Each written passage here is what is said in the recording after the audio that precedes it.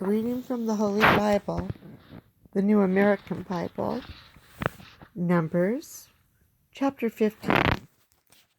Secondary offerings. The Lord said to Moshe, "Give the Israelites these instructions. When you have entered the land that I will give you for your homesteads, if you make to the Lord a sweet-smelling oblation from the herd or from the flock, in holocaust, in fulfillment of a vow, or as a free will offering, or for one of your festivals, whoever does so shall also present to the Lord a cereal offering consisting of a tenth of an ephah of fine flour mixed with a fourth of a hin of oil, as well as a libation of a fourth of a hin of wine, and each lamb sacrificed in holocaust or otherwise. With each sacrifice of a ram, you shall present a cereal offering of 2/10 of an ephah of fine flour, mixed with a third of a hin of oil, and a libation of a third of a hin of wine, thus making a sweet-smelling offering to the Lord.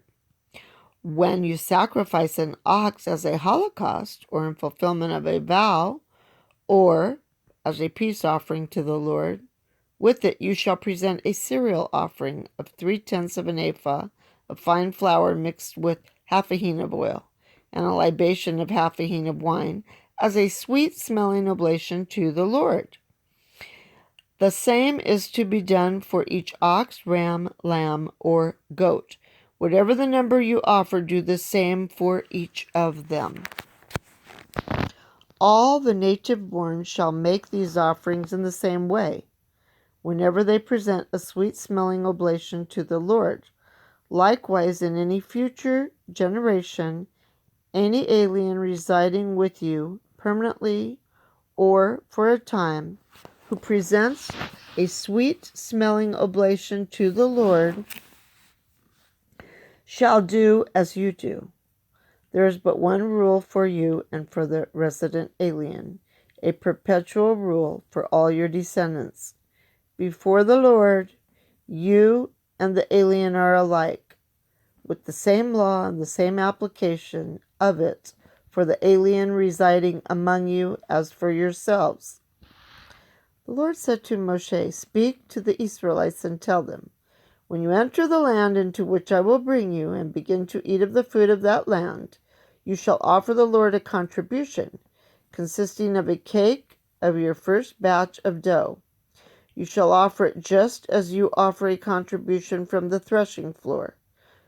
Throughout your generations you shall give a contribution to the Lord from your first batch of dough."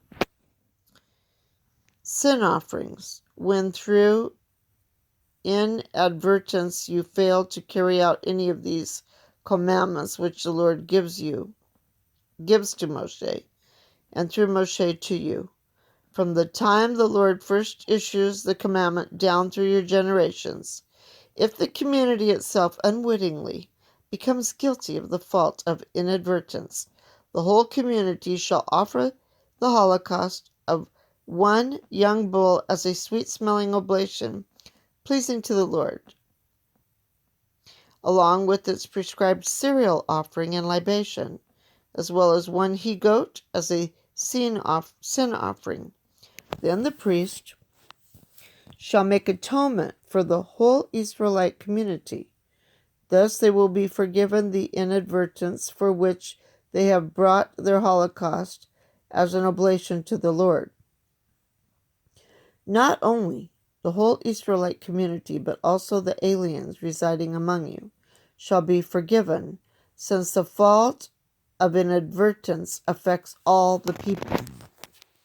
However, if it is an individual who sins inadvertently, he shall bring a yearling she-goat as a sin offering, and the priest shall make atonement before the Lord for him who sinned inadvertently.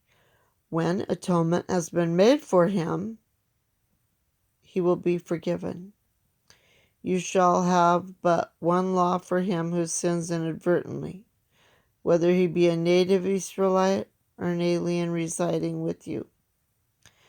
But anyone who sins defiantly, whether he be a native or an alien, insults the Lord and shall be cut off from among his people.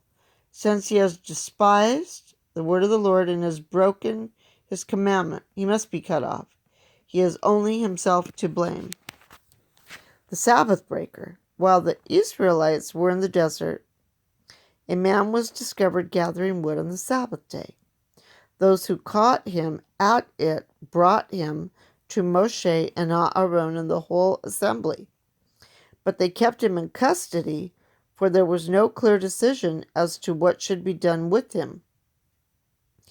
Then the Lord said to Moshe, "This man shall be put to death.